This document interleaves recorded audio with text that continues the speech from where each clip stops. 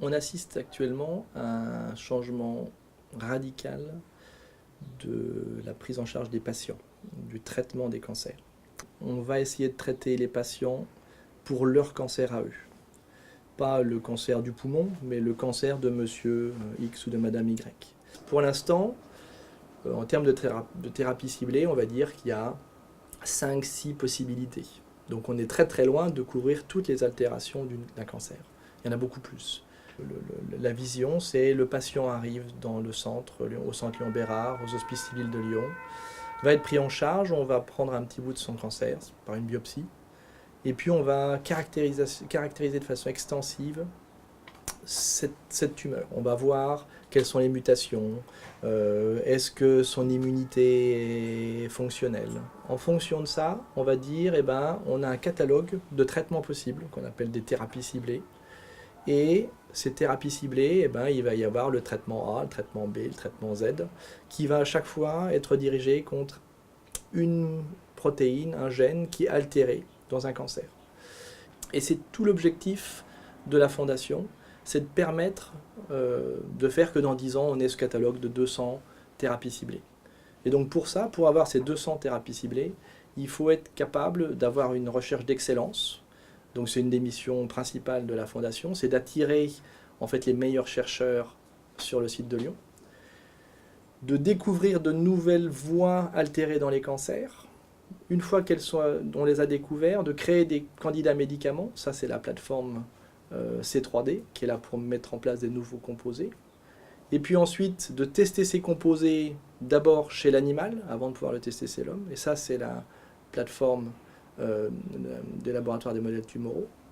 Et puis de pouvoir les amener en clinique où on aura pu caractériser les mutations du patient. Et ça c'est la plateforme de bioinformatique. Donc ces 3 plateformes en fait sont là pour faire ce continuum de la recherche fondamentale jusqu'à la recherche clinique, jusqu'au traitement des patients. On a tous aujourd'hui des analyses, on peut analyser, on peut mieux caractériser la tumeur et on génère des milliers de résultats. Le défi, c'est de pouvoir structurer ces résultats, les analyser et pouvoir répondre à des questions qu'on se pose. C'est une expertise bien particulière.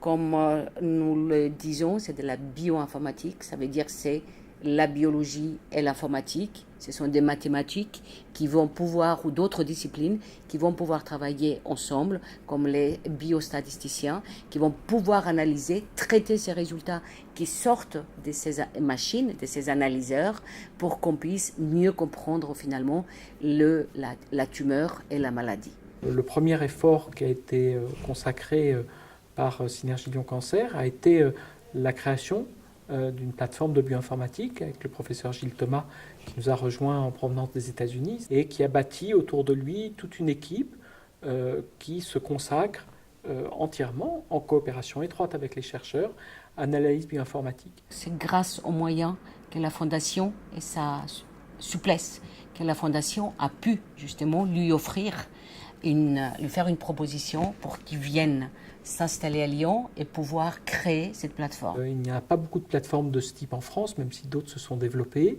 Et c'est un atout qui est unique par son insertion dans le système de la recherche sur le cancer, par les liens qui ont été tissés par cette équipe avec les équipes de chercheurs et par un certain nombre d'avancées que permet cette plateforme aujourd'hui à diverses équipes. C'est une vraie réussite, nous pouvons le dire. Cette plateforme, au jour d'aujourd'hui, au bout de 5 ans d'existence, emploie donc une dizaine de chercheurs qui sont de très haut niveau. Et on a réussi à faire quelque chose, donc mettre les chercheurs et les cliniciens à travailler ensemble.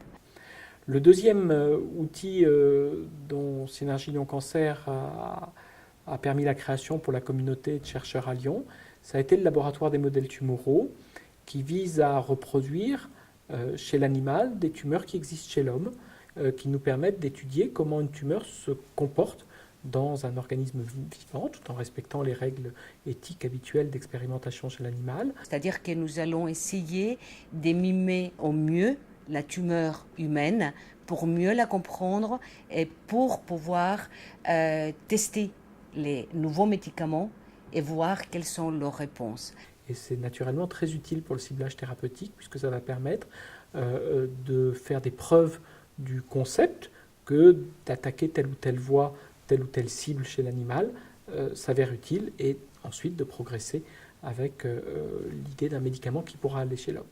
Ça nous amène naturellement au troisième outil, qui est la plateforme dite de drug discovery, ou découverte de médicaments, qui là utilise d'autres techniques dites de criblage à haut débit pour, en fonction de découvertes de chercheurs sur des mécanismes clés, identifier quelles vont être les substances, les médicaments futurs qui vont bloquer ce système.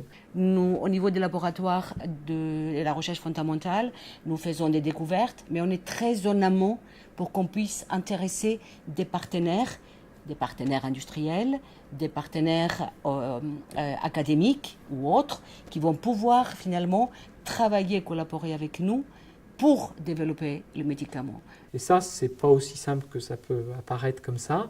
C'est toute une technologie, c'est tout un savoir-faire pour, en fonction de l'anomalie identifiée par le chercheur, consacrer des efforts sur telle famille de molécules, tel catalogue, librairie de molécules qui viennent combattre cela.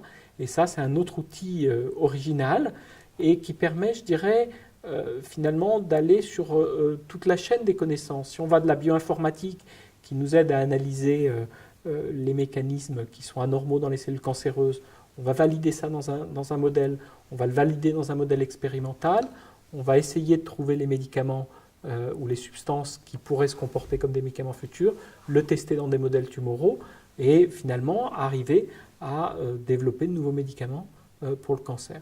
Alors, c'est un long chemin, ça ne se fait pas en un jour, ça ne se fait pas en un mois, mais les outils qu'a créé Synergie Lyon Cancer donnent à la communauté scientifique à Lyon, je dirais, un support très efficace pour avancer plus vite dans cette recherche au bénéfice du patient.